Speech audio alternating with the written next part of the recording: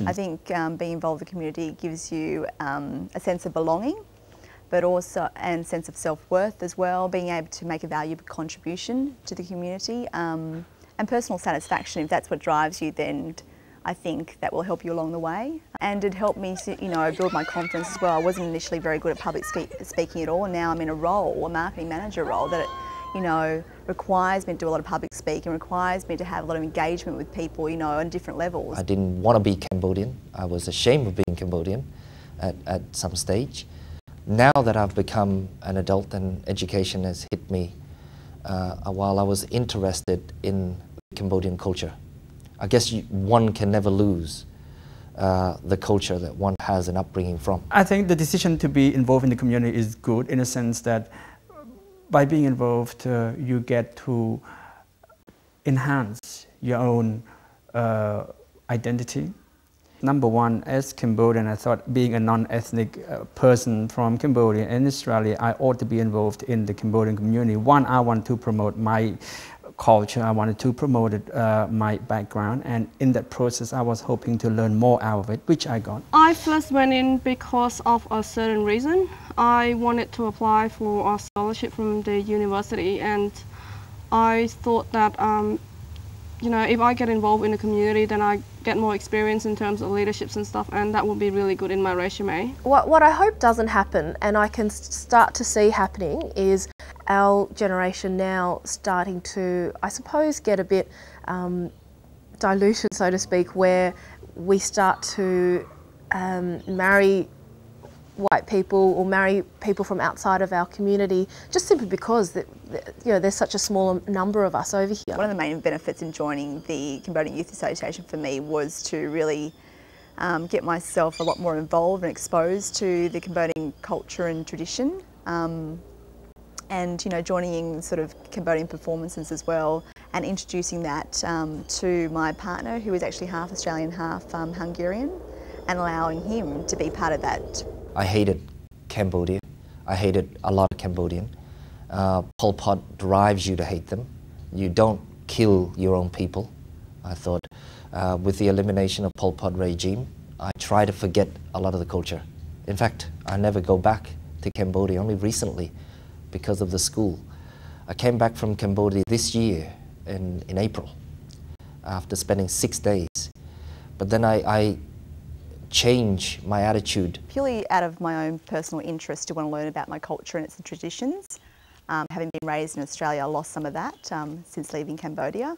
But also as well, I think just wanting to sort of network with people in my community too, and also learning new skills.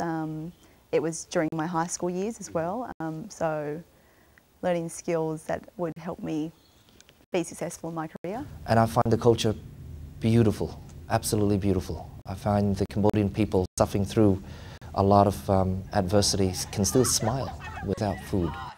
They can look at you and know that they are at a lower place, but smile.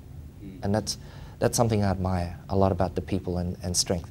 I'm hoping it doesn't lead to a sense of us losing our community spirit. I'm hoping that we can somehow find a way to still stay together as a community with the same cultural spirit, but also at the same time recognising that we have become we do tend to assimilate with Australian society quite a bit. A dream is a dream, and if a dream that you work toward it and it comes true, that's a bonus. But more importantly, they got to understand that you got to have that kind of drive. My drive was that, well, our community is very small. I came from Cambodia. It's an underprivileged community. Not many of Cambodians are becoming lawyers, and not many of them come out and help the community. So I thought maybe that is something that I would like to do. I feel that the basic part, if you want to change society, it has to start with young people.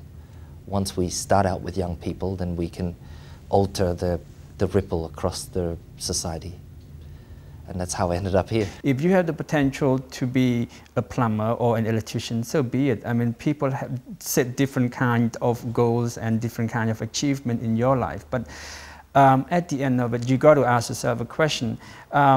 Is becoming a lawyer better than being a plumber? My answer is no. I think at the end of it, it's how you see yourself in the community. You can be a plumber, but you can be a president, you can be a founder of certain organization, which is really good, because at the end of it, it's the younger generations that the one we produce that will take us as an example. So in reality, what you have to understand is that you might be involved in the community, but at the end of it, it's up to you to choose from there on where you want to go. It's definitely a major concern, because like these are the people that will have to represent the Australian Cambodian community in the near. So if we don't even have a background youth association, I mean, I can foresee that in the near future, like maybe, I don't know, 10 or 20 years, when the slightly older generation start to retire and so forth, like we won't even have an adult Cambodian association, I guess, or the Khmer community. I mean, if we got the dedication like yourselves coming into film, having a look at interviewing Cambodian has done, successful or not successful in their timeline, I think it's important for the kids to see. And it's important for the kids to see that we are Cambodian out here. We are now Australian because we live under Australian soil. We will fly Australian flag, but we must remember where we're from. If you go back to Cambodia, any kids go back to Cambodia, I can assure you they'll like the food. It's in the mother's tongue, so they can't forget that. And the culture is there. It's a matter of just tapping into them, organize well enough so that they can come in. The reality is that because it has not been organizing well for too long, people no longer have that belief that you can do it. So if we can start again, I'm sure that it will work. Of course, with the support of the Khmer community. Without that support, it would be hard.